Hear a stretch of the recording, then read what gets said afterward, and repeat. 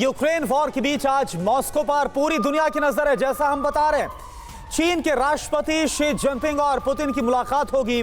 आज से रूस के दौरे पर चीन के राष्ट्रपति जिनपिंग 22 मार्च तक का यह दौरा है। चीन ने शी के दौरे को बताया है फ्रेंडशिप ट्रिप, यह नाम दिया गया है। आज से दौरा शुरू हो रहा है, 22 मार्च तक चलेगा शी जिनपिंग का यह दौरा। चीन के राष्ट्रपति शी जिनपिंग मॉस्को में शांति दूत का काम करेंगे या इसी बहाने अमेरिका को बताएंगे कि अब वर्ल्ड ऑर्डर बदलने वाला है। अंतर्राष्ट्रीय मंच पर दो ऐसे ताकतवर देश अपनी धमक जमाने वाले हैं। लेकिन शी के मॉस्को जाने से इस बात के कयास तो जरूर लगाए जा रहे हैं कि जब दोनों साथ बैठेंगे तो उन मुद्दों पर जरूर चर्चा करेंगे जिनका असर पूरे विश्व पर हो सकता है। ऐसा माना जा रहा है कि अंतर्राष्ट्रीय शांति, खासतौर से यूक्रेन वॉर पर दोनों नेता कोई फॉर्मूला पेश कर सकते हैं।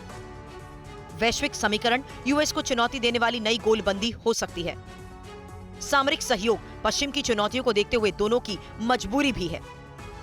आपसी संबंध मौजूदा वक्त की मजबूरियों के मद्देनजर हर मोर्चे पर दोनों देश करीब आना चाहेंगे।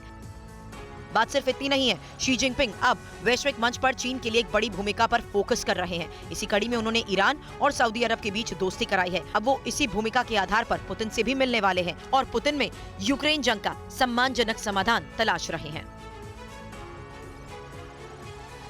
चीन के पीपुल्स डेली के लिए पुतिन ने लिखा है आर्टिकल। पुतिन ने जिनपिंग के दौरे को ऐतिहासिक बताया है। रूसी राष्ट्रपति ने दोनों देशों के मजबूत रिश्तों की खूब चर्चा की है। पुतिन ने चीन को बताया अपना भरोसेमंद देश।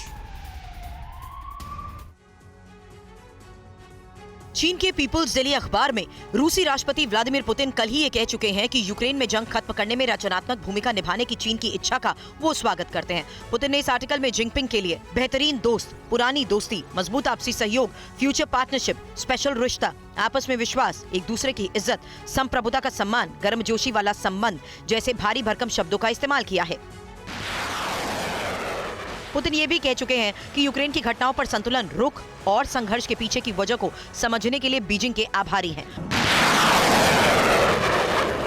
पुतिन ने लेख में यह भी भरोसा दिया है कि रूस राजनीतिक, कूटनीतिक तरीकों से यूक्रेन संकट के समाधान के लिए तैयार है। लेकिन इस लेख के जरिए पुतिन ने एक बात पहले ही साफ कर दी कि वो यूक्रेन के उन 4 इलाकों पर कोई समझौता नहीं करेंगे जिस पर वो जीत का दावा कर चुके हैं। यानी समझौता चाहे जो भी हो, वो हर हाल में लुहांस्क, डोनेत्स्क, खेर्सोन और ज़ेपोरिज़िया पर फतेह की मान्यता चाहते हैं। ऐसे में जिनपिंग इस पेंच को कैसे सुलझाएंगे, बड़ा सवाल है। और देखिए, इस मुलाकात के बीच एक बड़ा सवाल यह भी है कि आखिर यूक्रेन जंग में तटस्थ रहने वाला है चीन और रूस की वकालत ये क्यों करता नजर आ रहा है? क्या इसके लिए अमेरिका जिम्मेदार है?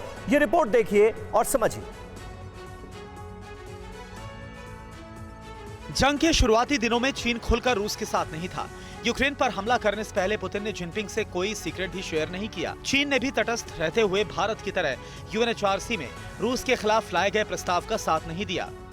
लेकिन जैसे जैसे इस जंग में अमेरिका की दखल बढ़ती गई, चीन रूस की तरफ झुकता गया और ये एकजुटता उस वक्त उभर कर सामने आ गई जब चीन ने न्यू स्टार्ट ट्रीटी के सम्मेलन में हिस्सा लेने से इंकार कर दिया। इससे पहले पुतिन ने संगठन से खुद को अलग कर लिया था। पुतिन का ये फैसला अमेरिका सहित यूरोप के अंदर खौफ पैदा करने वाला था, क्योंकि संधि से बाहर आने का मतलब परमाणु हथियारों के सत्यापन की सीमा को तोड़ना है। फरवरी के आखिर में चीनी वरिष्ठ राजनयिक वांग यी ने मॉस्को में राष्ट्रपति पुतिन से मुलाकात की और ऐलान कर दिया कि चीन और रूस अपने रणनीतिक सहयोग को गहरा करने के लिए तैयार है। मॉस्को की ये मुलाकात भी अमेरिका को खुला संदेश थी। खास बात यह है कि इस मुलाकात में दोनों लीडर्स ने भी कहा था कि दुनिया के मसले अब यूनिपोलर नहीं बल्कि मल्टीपोलर अप्रोच से सुलझाए जाएंगे। यहाँ भी निशाना सुपर पावर अमेरिका पर था।